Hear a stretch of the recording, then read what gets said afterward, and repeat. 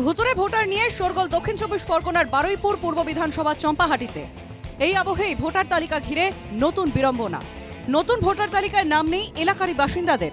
বারুইপুর পূর্ব বিধানসভার 22 থেকে 44 নম্বর বুথে ভোটার তালিকায় এমনই আজব এক কাণ্ড। একাধিক ভোটারের নামের পাশে লেখা ডিলিটেড, কিন্তু এখানেই শেষ নয়, ভোটার তালিকায় জলজল করছে মৃতদের নামও। এলাকার বাসিন্দাদের অভিযোগ, দীর্ঘদিন ধরেই ভোট দিচ্ছেন অথচ নতুন ভোটার তালিকায় নাম নেই। এই বিষয়টা আমি তো কোনো নাম আমি তো চিনতেই পাচ্ছি না কারোর, কিন্তু নাম এখন দেখতে পাচ্ছি পেপারের পরে সব জায়গায় দেখতে পাচ্ছি যে ভুয়ো নাম ঢুকে গেছে 4,500। হ্যাঁ, আমি এখানকার প্রায় বাপ ঠাকুরদার আমল থেকে হচ্ছে গিয়ে বসবাস করতেছি। আমরা কোনো নদীর ওপার বাংলাদেশি লোক নয়, আমরা হচ্ছে কি আজীবনকাল এখানে বসবাস করি। এবং ভোটার আমি হয়েছি, কিন্তু এখন দেখতে পাচ্ছি ভোটার লিস্ট থেকে আমার নামটা কাটা গিয়েছে। হ্যাঁ, গত লোকসভা ভোটে আমি ভোট দিয়েছি। এই এবছর বলে তোমার নাম নেই, অসুখ হয়ে গেলে না, আর সেখান থেকে নাম দেওয়া হয় না, আর যাওয়া হয় না। এবারে ভোট দিতে গিয়েছিলেন? এবার বলে তোমার নাম নেই, তোমার অসুখ করেছিল, সেখান থেকে আর ভোট দেওয়া না, আর নাম কেটে দিয়েছি। এটা কে বললো? আমাদের পাড়ের সব সদস্যরা।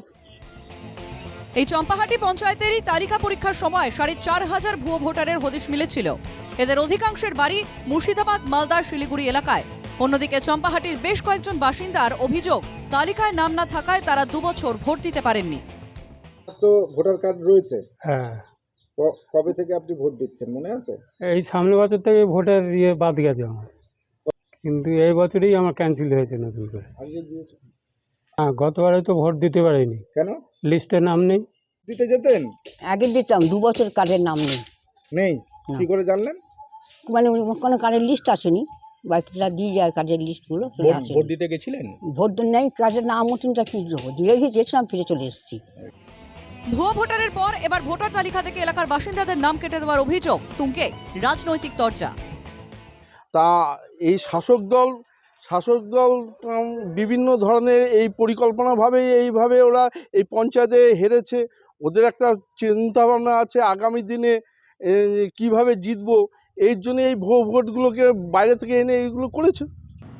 দেখুন, এ নিয়ে আমাদের মধ্যে পরিকল্পনা রয়েছে যাতে এদের নামগুলো পুনরায় আবার তুলে দেওয়া যায় এবং তারা যাতে সামনে বিধানসভা ভোটে সুস্থভাবে ভোট দিতে পারে, সেই চেষ্টা আমাদের প্রশাসনের তরফ থেকে বা পঞ্চায়েত সমিতির তরফ থেকে করব আমরা।